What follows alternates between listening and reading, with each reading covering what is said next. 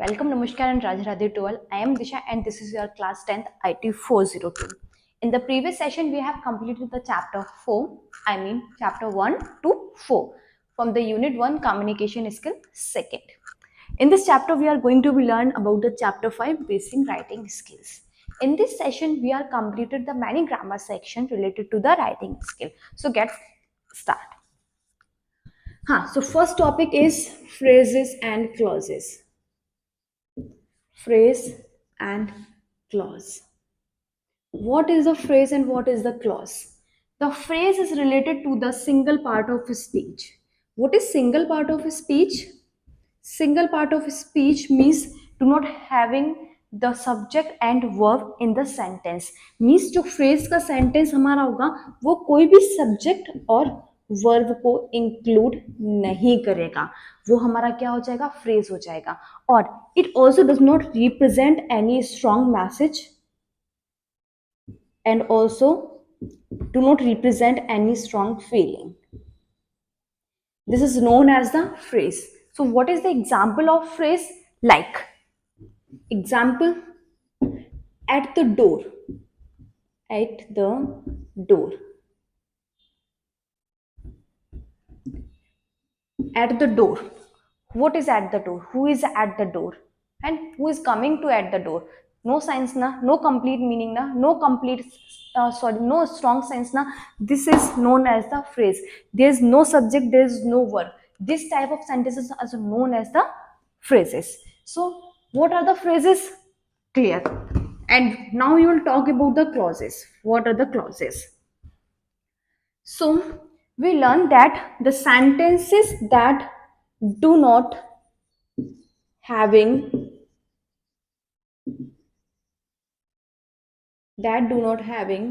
subject and verb in their meaning are known as the phrases. So what are the clauses? Clauses are the sentences that include verb and subject and also represent the strong meaning. इसका example हमारा क्या था? Like हमने जैसे बोला at the door, also going there. Who is going there? We have no idea. Like read it. What we have to be read? Eat it. What we need to be eat it? We don't have any idea. These sentences are not having the subject and not having the verb in their sentences, and these do not represent the complete sense of meaning. These type of sentences are known as the phrases. So clear phrase क्या होता है? एक बार और एक definition बताती हूँ. Phrases are the single part of speech that do not include the subject and verb in their sentence. Also, they do not represent a strong message or a strong feeling. These type of sentences are known as the phrases. Example, at the door, going there, read it, eat it. We do not know. We don't know who is at the door, where we need to going, what we need to read, what we have to eat. We have no idea. These sentences are not representing any complete sense of meaning. So these are the example of phrases. Now we have to come on the clauses. Clauses क्या होती हैं? The sentences that are having subject and verb in their sentence are known as the clauses. Also, if a sentence represent the complete meaning or a strong message are known as the clauses. Ma'am, example. So firstly, we have to complete the definition. The clauses are the sentences that are having the verb, subject and verb in their sentences. Also, they represent the complete sense of meaning are known as the clauses. Example. Okay. Example. I'm going to the market. I'm going to the market to buy some fruits. This is the example of clause. I am going to the market. क्यों market जा रहा हूँ? To buy some fruits, कुछ फल लेने के लिए मैं मार्केट जा रहा हूँ। कंप्लीट सेंस बता रहा है, स्ट्रॉन्ग मैसेज पास कर रहा है, सब्जेक्ट भी है, आई एम क्या है सब्जेक्ट, वर्ब भी है, गोइंग क्या है वर्ब, तो ये हमारा क्या हो गया? क्लॉज हो गया, जो सब्जेक्ट भी इंक्लूड कर रहा है, वर्ब भी इंक्लूड कर रहा है, ऑल्सो आपका कोई स्ट्रॉन्ग और पावरफुल मैसेज शो कर रहा है। बट क्लॉजेस भी जो होते हैं बेटा हमारे, वो टू टाइप्स के होते हैं। एक होता है आपका डिपेंडेंट क्लॉज, डिपेंडेंट क्लॉज के बाद आता है इंडिपेंडेंट क्लॉज। अब इंडिपेंडेंट और डिपेंडेंट में क्या डिफरेंस होता है? डिपेंडेंट जो किसी के ऊपर निर्भर हो उसको हम डिपेंडेंट बोलते हैं, इंडिपेंडेंट जो किसी के भी ऊपर निर्भर ना हो, जो अपने आप में इंडिपेंडेंट हो। अगर मैं इस सेंटेंस को इस टाइप से लिख दूं that I am going to the market to buy some fruit, although I do not, yeah, I don't want to go. I'm going to the market to buy some fruit, although I don't want to go. मैं market कुछ fruit लेने जा रहा हूं, जबकि मैं नहीं जाना चाहता था, फिर भी मैं मार्केट जा रहा हूं। तो अगर हम इस सेंटेंस की बात करें, ये जो है ये हमारा क्या है? इंडिपेंडेंट सेंटेंस है। क्या इसको कंप्लीट करने के लिए हमें किसी चीज की जरूरत थी? नहीं थी। बट अगर हम सेम प्लेस पे अगर बात करें, although I don't want to go, ये क्या है? हमारा डिपेंडेंट सेंटेंस है, जो किसके ऊपर डिपेंडेंट है? इस सेंटेंस के ऊपर डिपेंडेंट है। जब हम इस सेंटेंस को रीड करेंगे तब हमें समझ में आएगा कि इस सेंटेंस को कंप्लीट करने के लिए ऊपर वाले सेंटेंस की जरूरत है।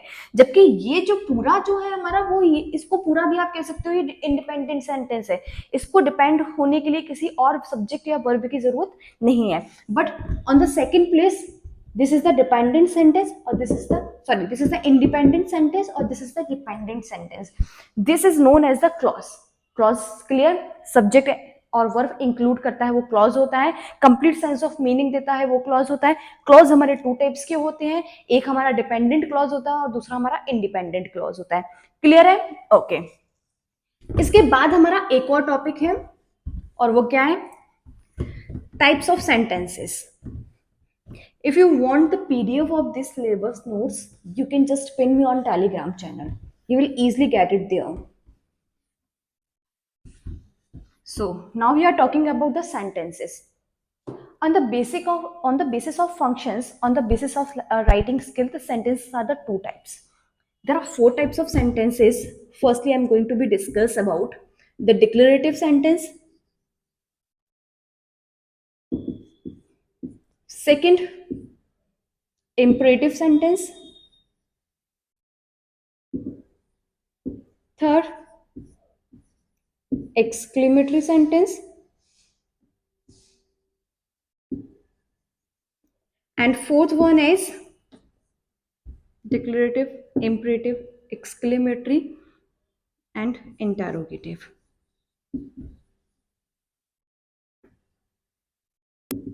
These are the four types of sentences. So let's discuss them in the brief. So what is the declarative sentences?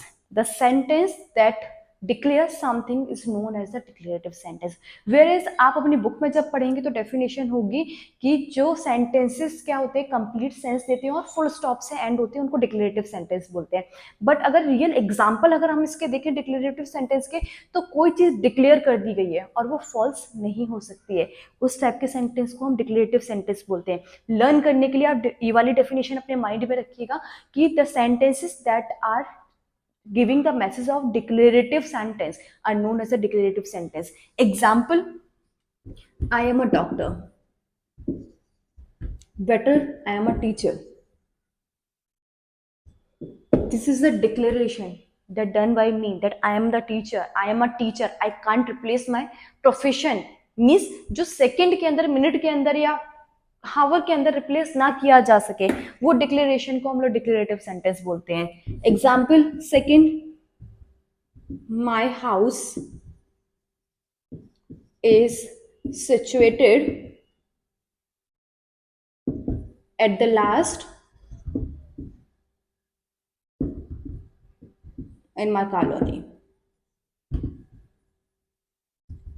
अब आपका घर जो है वो किसी एक सेकंड के अंदर कहीं एक जगह से उड़ के दूसरी जगह पे तो नहीं चला जाएगा ना। क्या हो गया, डिक्लेरेटिव सेंटेंस हो गया कि मेरा घर जो है वो कॉलोनी के सबसे लास्ट में पड़ता है, my home is situated at the last of in my colony, तो this is known as the declarative sentences. Third, my car is black, आप in the minute in the hour अपने car का colour तो change नहीं करवा लोगे ना, तो ये क्या हो गया, डिक्लेरेटिव सेंटेंस हो गया। जो भी डिक्लेरेशन होती है हमारी, और इसका स्पेसिफिकेशन ये है कि ये फुल स्टॉप से एंड होता है हमेशा, इस टाइप के सेंटेंसेस को हम लोग डिक्लेरेटिव सेंटेंस बोलते हैं। सेकेंड हमारा क्या है, इंपरेटिव सेंटेंस। इंपरेटिव सेंटेंस क्या होता है बेटा, the sentence that are having the command, request and advice is known as the imperative sentence. Example, may I come in ma'am?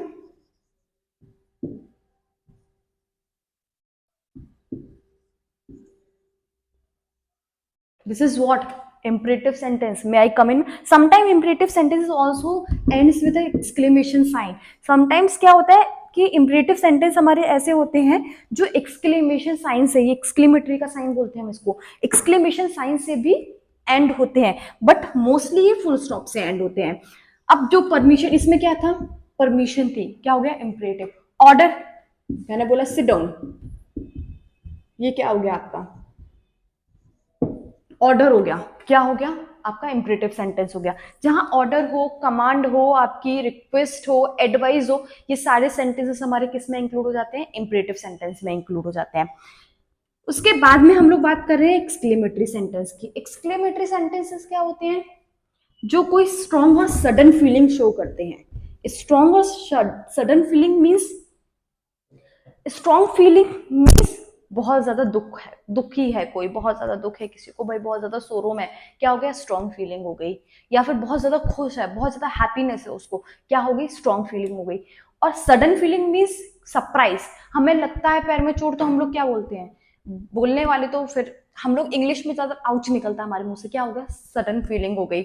और सम टाइम क्या होता है कि जब भी हम लोग एग्जाम्पल के लिए हम लोग बोल सकते हैं कि हम लोग कुछ बहुत अच्छा देख लेते, तो सरप्राइज हुए थे, वाव निकलता, ये क्या हो गया, सडन फीलिंग हो गई। इस टाइप की फीलिंग को इंडिकेट करता है जो वो, उसको एक्सक्लेमेटरी सेंटेंसेस बोलते हैं। और एक्सक्लेमेटरी सेंटेंसेस हमेशा किससे एंड होते हैं, एक्सक्लेमेशन मार्क से एंड होते हैं। आप बोल सकते हो अलास, बहुत दुख है भाई, अलास। और हुर्रे, जब हम किसी को मोटिवेट कर रहे होते, किसी स्पोर्ट में, किसी भी एक्टिविटी में, तो हम हुर्रा का यूज करते हैं। उसके बाद हमारा सोरो हो गया है भाई, हैप्पीनेस हो गई है हमारी, हैप्पीनेस के बाद में सरप्राइज हो गया है। ये सब किसका एग्जाम्पल है, एक्सक्लेमेटरी साइन, एक्सक्लेमेटरी सेंटेंस का एग्जाम्पल है। क्लियर है, एक्सक्लेमेटरी सेंटेंसेस किसे बोलते हैं। अब आ जाते हैं इंटेरोगेटिव सेंटेंसेस पे। बेटा वो सेंटेंसेस जो अपने सेंटेंस में क्वेश्चन पूछते हैं और किससे एंड होते हैं, हमेशा क्वेश्चन मार्क से एंड होते हैं। इस टाइप के सेंटेंसेस को हम लोग इंटेरोगेटिव सेंटेंसेस बोलते हैं। Example, where are you going,